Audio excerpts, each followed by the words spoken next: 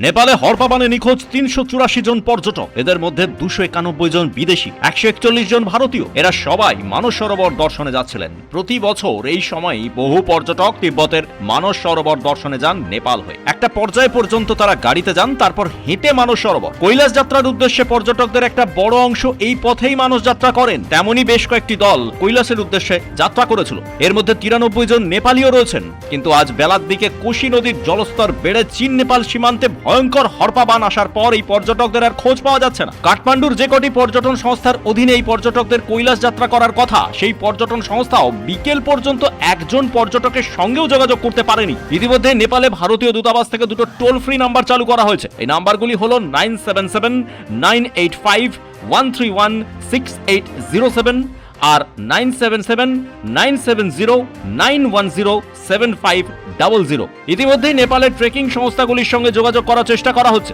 এই পর্যটকরা কোথায় কি অবস্থায় রয়েছেন জানার চেষ্টা করা হচ্ছে। হরপাবানে ঠিক কতজনের মৃত্যু হয়েছে তার প্রকৃত তথ্য না জানা গেলেও মনে করা হচ্ছে বহু মানুষের মৃত্যু হয়েছে। ব্যুরো রিপোর্ট, কুবের কলম ডিজিটাল।